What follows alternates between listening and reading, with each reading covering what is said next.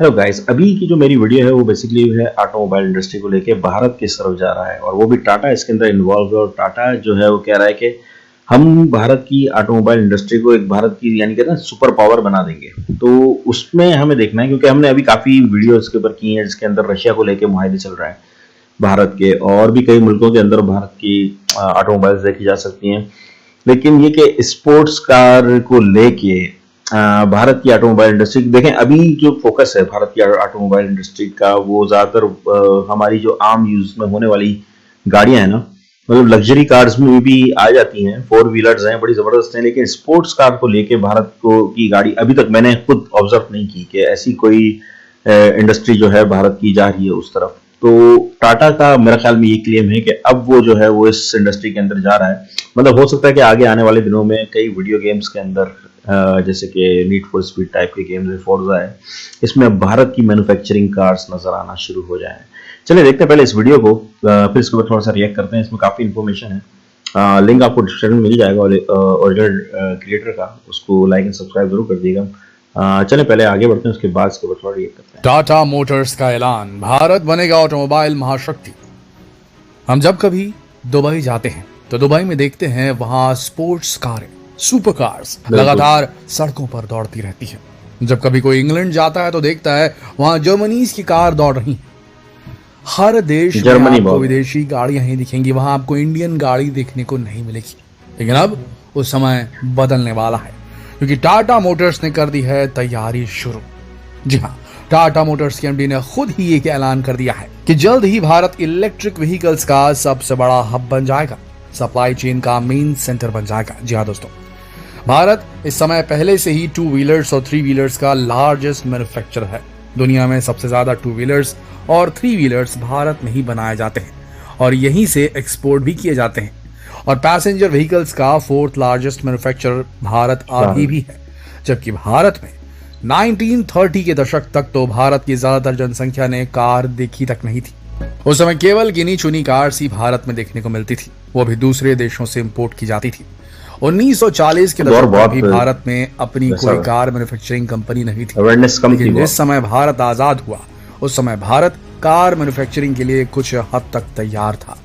आज भारत जर्मनी को पीछे छोड़ते हुए पैसेंजर व्हीकल्स का 4था सबसे बड़ा मैन्युफैक्चरर बन गया है। भारत के road transport and highway minister Nitin Gadkari ने भी जी ऑटो अवार्ड्स के दौरान ये बताया था कि भारत की जीडीपी में ऑटोमोटिव इंडस्ट्री का सबसे बड़ा योगदान है और अगले 5 साल में भारत दुनिया का नंबर 1 मैन्युफैक्चरिंग हब बन जाएगा।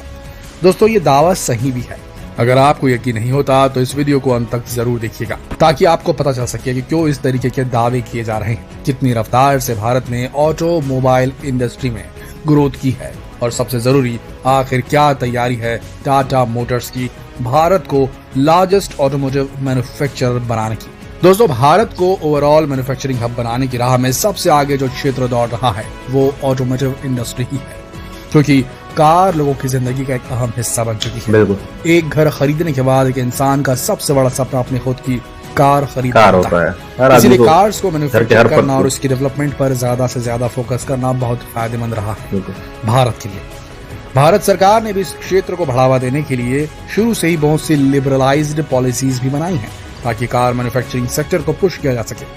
आज भारत की जीडीपी में ऑटोमोटिव इंडस्ट्री का कंट्रीब्यूशन 7.1% है, सोचिए जरा। लेकिन 3 दशक पहले तक ये इंडस्ट्री अपना सिर्फ 2.7% योगदान ही भारत की जीडीपी को दे पाती थी। और केवल मैन्युफैक्चरिंग जीडीपी की बात करें तो उसमें आज ऑटोमोटिव इंडस्ट्री का 49% कंट्रीब्यूशन है। यानी आज से 3 दशक पहले तक भारत के बहुत ही कम लोग कार खरीदना पसंद करते थे, या ये कहना भी गलत नहीं होगा कि भारत की ज्यादातर पॉपुलेशन कार्स को अफोर्ड नहीं कर सकती थी। और भारत के अमीर लोग जो कार्स को अफोर्ड कर सकते थे वो मेड इन इंडिया कार्स की बजाय फॉरेन की कार्स खरीदना ज्यादा प्रेफर करते थे। भारत की ऑटोमोटिव इंडस्ट्री बहुत ही धीमी गति से आगे बढ़ रही थी, लेकिन जैसे जैसे कार मैन्युफैक्चरिंग कंपनीज रिसर्च और सर्वे कंडक्ट करती गई, उन्हें जानकारी होती गई कि भारत के रिच लोगों की मार्केट यानी महंगी कार्स की मार्केट बहुत छोटी है। लेकिन अगर अफोर्डेबल कार्स बनाई जाए तो भारत की ज्यादा से ज्यादा पॉपुलेशन कार खरीदने में इंटरेस्टेड होगी। और साथ ही 2 व्हीलर्स की डिमांड भी भारत में बहुत ज्यादा थी। इसके बाद से कार मैन्युफैक्चरिंग कंपनीज भारत को 4 पार्ट्स में देखने लगी। पहला और सबसे बड़ा पार्ट 2 व्हीलर्स का। भारत के ऑटोमोटिव सेक्टर में 75% से भी ज्यादा योगदान टू व्हीलर्स का ही रहा। दूसरा पार्ट था थ्री व्हीलर्स का। तीसरा पार्ट वो पॉपुलेशन जो पैसेंजर व्हीकल्स अफोर्ड कर सकता है, और चौथा पार्ट कमर्शियल व्हीकल्स का, जिसमें हैवी से लेकर लाइट व्हीकल्स तक शामिल है।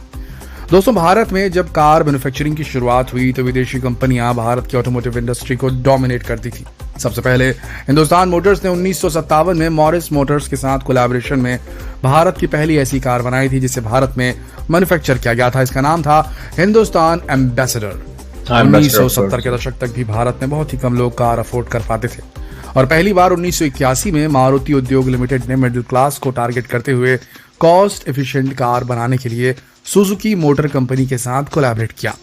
मारुति 800 जो आज तक की भी मिडिल क्लास फैमिली की पसंद रही है, जबरदस्त चीज है, जबरदस्त। इसके बाद ही भारत के कार मैन्युफैक्चरिंग। अच्छा, एक बात मैं बताऊं, ये मारुति जो है ये इलेक्ट्रिक कार में भी चेंज हो सकती है। जिन लोगों के पास इसका वो वाला वर्जन है जो कि पेट्रोल से चलता है, वो चाहें तो अपने इलेक्ट्रिक किट ले सकते हैं मारुति की। बहुत कम लोगों को ये बात पता है, लेकिन कुछ बहुत सारे लोगों को पता भी है, तो वो डायरेक्ट वो इलेक्ट्रिक में शिफ्ट हो सकती है। इसके अंदर ये फायदा बहुत है मारुति की। इसी तरह का एक वर्जन हमारे पास भी है इसका, जो कि खैबर के नाम से या फिर पुरानी एफएक्स के नाम से है, और वही सेम किट यहाँ पे भी लग सकती है पाकिस्तान में।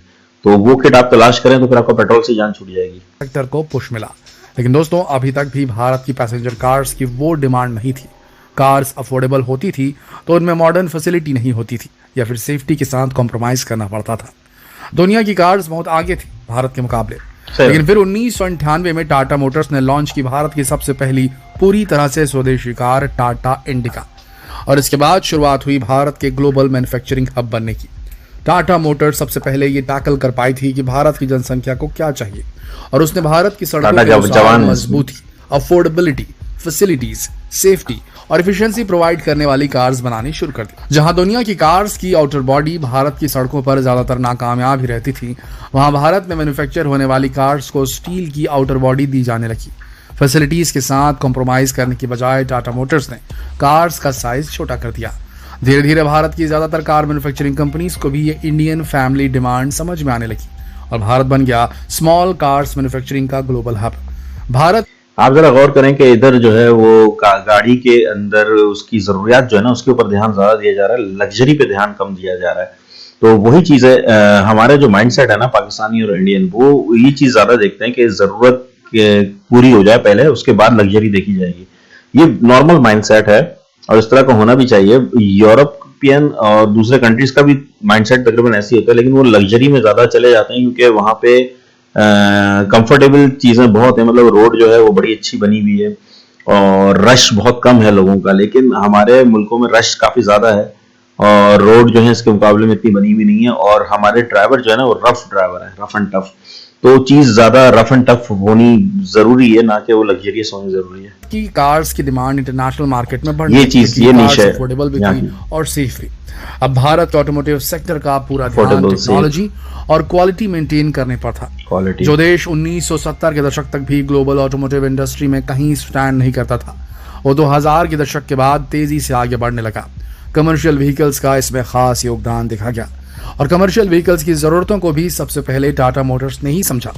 भारत के कमर्शियल व्हीकल्स की डिमांड भी साथ साथ चल रही थी। दोस्तों, भारत में पहली बार कोई सेक्टर दुनिया के साथ साथ चल पा रहा था, वरना ज्यादातर सेक्टर्स में जब तक भारत में कोई टेक्नोलॉजी एंटर करती थी तब तक तो ग्लोबली वो टेक्नोलॉजी बहुत डेवलप हो चुकी होती और भारत बहुत पीछे पिछड़ जाता। हमारा इशारा है इलेक्ट्रॉनिक व्हीकल्स की तरफ, इलेक्ट्रिक व्हीकल्स की तरफ। टाटा पैसेंजर इलेक्ट्रिक मोबिलिटी के एमडी शैलेश चंद्रा का कहना है कि ऐसा पहली बार हो रहा है कि भारत ईवी के मामले में दुनिया के दूसरे ऑटोमोटिव सेक्टर्स के साथ साथ चल रहा है, और भारत में मैन्युफैक्चर होने वाले ईवीज की डिमांड ज्यादा बढ़ने के आसार नजर आ रहे हैं, जबकि पेट्रोल या डीजल से चलने वाले व्हीकल्स की डेवलप्ड टेक्निक्स भारत में तब पहुंची थी जब दुनिया बहुत आगे निकल चुकी थी। और ये बस भारत नहीं कह रहा दोस्तों, सुजुकी मोटर्स कॉर्पोरेशन के डायरेक्टर तोशीहिरो सुजुकी का कहना है। अच्छा, जरा गौर करें, इलेक्ट्रिक में भारत आगे जो बढ़ रहा है तो इसमें भी वही फील आ रही है कि इसके अंदर इकोनॉमिकल है। समझ रहे, जरूरत हम ज्यादा उसको प्रेफर करते हैं कि जरूरत पूरी हो जाए और ज्यादा से ज्यादा अच्छी तरह से पूरी हो जाए, ना कि लग्जरी। यहाँ भी अगर पेट्रोल वाली गाड़ियां हैं तो वो लग्जरी में शुमार हो रही है। इस वजह से ही भारत बहुत जल्दी इसके अंदर फ्लोरिश कर रहा है, क्योंकि अब पूरी दुनिया की डिमांड ही जो है वो उस तरफ जा रही है कि वो बेचारे सबके सब जरूरत की तरफ ही आ रहे हैं। तो भारत इसके ऊपर सबसे ज्यादा आप देख रहे हैं कम से कम शाना बशाना चल रहा है, और मुझे उम्मीद है कि काफी जल्दी इस माइलस्टोन को बहुत आगे लेके चले जाएगा, बहुत जल्दी इसको कवर कर लेगा। मतलब कि जैसी वर्कफोर्स ईवी इंडस्ट्री को चाहिए वो भारत के पास मौजूद है, और भारत जल्द ही दुनिया का लार्जेस्ट ऑटोमोटिव मैन्युफैक्चरर बन सकता है। जो भारत 1998 में जाकर सबसे पहली स्वदेशी कार बना पाया था, वो भारत आज 125 देशों में व्हीकल्स एक्सपोर्ट करता है। भारत के टू व्हीलर्स की डिमांड के बारे में तो हम आपको बता ही चुके हैं, और ऐसा नहीं है, बहुत जबरदस्त, हमने इस पे वीडियो बनाई थी। पैसेंजर व्हीकल्स की डिमांड ही दुनिया में बढ़ रही है। भारत की लग्जरी कार्स की डिमांड भी दुनिया भर में बढ़ रही है। टाटा मोटर्स ने सन 2008 में British brands Jaguar, land rover का एक्विजिशन किया और उन्हें मर्ज कर दिया था, जो भारत के लिए बहुत बड़ी उपलब्धि थी, क्योंकि 3 से 4 दशक पहले तक भारत कहीं भी नहीं था लग्जरी मार्केट में। टाटा, ये बात मेरे दोस्त ने मुझे बताई थी जब ये टेक ओवर किया था लैंड रोवर को भारत ने। मैं उस वक्त दुबई में था और लैंड रोवर जा रही थी, तो फिर उसने मुझे उसी वक्त ये बात बताई थी कि यार ये हो गई है अब इंडिया की, तो मुझे भी बड़ी खुशी हुई थी इस बारे में। मोटर्स का कहना है कि वो ईवी को सिर्फ पैसेंजर व्हीकल्स तक सीमित नहीं रखेंगे, वो इंडियन 2 व्हीलर्स, 3 व्हीलर्स और कमर्शियल व्हीकल्स को भी best electronic vehicle, best electric vehicle बनाने की तैयारी कर चुके हैं। कुछ ही सालों में भारत के पास दुनिया के सबसे विकसित इलेक्ट्रिक व्हीकल्स होंगे और भारत ईवी के एक्सपोर्ट में सबसे आगे होगा। आज के समय में एक्सपर्ट्स का यह अनुमान है भारत को ज्यादा समय नहीं लगेगा दुनिया का सबसे बड़ा मैन्युफैक्चरिंग हब बनने में। क्या आपको भी लगता है कि टाटा मोटर्स अपने दावे को सच में बदल पाएगा? क्या इंडियन ऑटोमोटिव इंडस्ट्री की डिमांड दुनिया में सबसे ज्यादा हो जाएगी? आप क्या सोचते हैं कि हमें कमेंट करके जरूर बताएं। दोस्तों, इस वीडियो को ज्यादा से ज्यादा शेयर करें फेसबुक पर, व्हाट्सएप पर, यूट्यूब पर, ताकि हर भारतीय भारत के आने वाले भविष्य की जानकारी रख सके। कल फिर मिलते हैं एक और दिलचस्प वीडियो में, तब तक के लिए आप सबका इस वीडियो के अंत तक बने रहने के लिए धन्यवाद। अच्छा, जरा एक बात गौर करें कि इट्स ऑल अबाउट टेक्नोलॉजी के भारत जो है वो अब टेक्नोलॉजी पे इन्वेस्ट कर रहा है, चाहे वो मोबाइल्स को लेके हो, किसी भी चीज को लेके हो। ये सेम स्ट्रेटजी अमेरिका ने अपनाई थी, समझ रहे? खासतौर पर उसने वॉर को लेके टेक्नोलॉजी को काफी एडवांस ले गया था, और अभी भी वो वॉर को लेके हल्का नहीं आता है, और कोई भी वेपन इंडस्ट्री के अंदर खासतौर पर टेक्नोलॉजी को काफी आगे लेके जा रहा है। सेम चीज जो है ना इस वक्त इंडिया अडॉप्ट कर रहा है, हर जगह टेक्नोलॉजी घुस रहा है। टेक्नोलॉजी कुछ नहीं है, टेक्नोलॉजी सिर्फ नाम है इस चीज का कि किसी भी चीज को एक ऐसा एल्गोरिदम बनाओ कि कोई भी चीज जो है वो कम से कम पैसों में ज्यादा से ज्यादा प्रोडक्टिविटी दे, बस इसी की तरफ ध्यान लगाए रखो, वही चीज टेक्नोलॉजी कहलाती है। कम से कम रिसोर्स यूज करे और ज्यादा से ज्यादा प्रोडक्टिविटी दे, बस ये है टेक्नोलॉजी का नाम और कुछ नहीं है। भारत इसी की तरफ एडवांसमेंट कर रहा है, और ये चीज आती है नॉलेज से। असल चीज नॉलेज एंड रिसर्च से, ये दो चीजें जो है ना, अगर ये विंग इसका भारत का पावरफुल है तो फिर भारत इसके अंदर आराम से घुस सकता है। सारे मुल्कों ने ये किया, खासतौर पे अमेरिका की एग्जांपल में यहाँ पे दूंगा कि वो उसका ये विंग बहुत खतरनाक था। यही वजह है कि सेकेंड वर्ल्ड वॉर के अंदर जर्मनी जैसे पावरफुल कंट्रीज भी इतने आगे नहीं बढ़ पाए, क्योंकि उनका ये विंग कमजोर था। इवन जापान का भी ये विंग कमजोर था। जब इन दोनों के अंदर पावर थी, ऑर्गेनाइज थे ये दोनों कंट्री, और समझ रहे थे कि इसी बेस के ऊपर हम सब पता कर लेंगे, क्योंकि हम बेहतरीन ऑर्गेनाइज फोर्स हैं। कर भी सकते थे बिल्कुल, लेकिन टेक्नोलॉजी को बीट नहीं कर सके। इंडिया एंड टेक्नोलॉजी ने ही विन किया, तो इस तरफ ध्यान देना चाहिए। भारत इस वक्त बिल्कुल सही रास्ते पे चल रहा है, इस तरफ ध्यान देके चले। गाइस, बहुत लंबी वीडियो होगी, इसको लाइक और सब्सक्राइब जरूर कर दीजिएगा, और मिलते हैं आपके साथ नेक्स्ट वीडियो में। अपना बहुत बहुत ख्याल रखिएगा।